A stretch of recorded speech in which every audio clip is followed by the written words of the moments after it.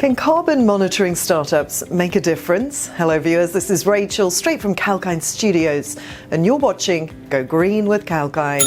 Today we're looking at startups that monitor carbon emissions and the challenges they face. As climate change issues gain traction globally, many forest tracking startups are coming up in Europe and elsewhere. Their clients are ready to pay a significant amount for accurate forest data, which they will use to determine how much greenery is needed or how much carbon is present or sequestered by the green cover. The importance of this is huge. Today, more nations are planting trees, introducing emission rules, and moving towards a green economy to fight climate change and global warming. According to a Financial Times report, carbon monitoring startups have raised around $44 million in initial stage funding this year. They bring technologies such as artificial intelligence, machine learning, and drones to gather forest data. They're helping clients monitor and measure the outcome of tree planting initiatives and pledges. Companies are willing to pay more than ever to get data that can be used to meet their emission target. It's also been found that it's easier to collect data on deforestation compared to information on forest cover because trees take several years or decades to grow. It is hard to track small plants through satellites since they could easily be mistaken with shrubs.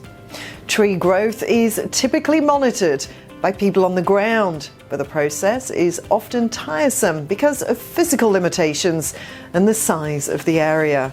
Now, these forest tracking startups have brought measuring tools that can differentiate between trees and shrubs and collect data from complex and vast terrains. The collected data is then studied to understand how much carbon is being soaked up by the land or forest at different intervals. For instance, tree tracking startup Pachama matches buyers and sellers of offsets, which is a process where carbon emitted at one place is compensated by reduction in another. The company raised around $15 million recently. Another startup, Silvera, provides ratings to offsetting programs. They raised $5.8 million in seed funding. Others like Tree Economy and Dendra have entered the market to collect carbon absorption data through drones. Meanwhile, the European Space Agency's mini satellite Proba V has been collecting images of overground vegetation for putting on the world map for the last 7 years. This data could be helpful in studying different climate manifestations like drought and flood in different parts of the world. Still, there are plenty of issues to be addressed in this field. For instance, measuring the life cycle of plants from seedlings to full-grown trees for collecting carbon sequestering data itself poses a mammoth task that will require product technology upgradation. The latter is far more complex because various tree species absorb different amounts of carbon, making for a vast range of data to harness and contextualize.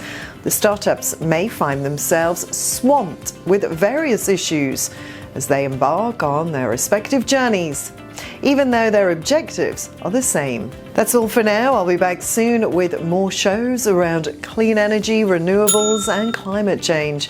Thanks for watching. I'm Rachel for Kalkinemedia.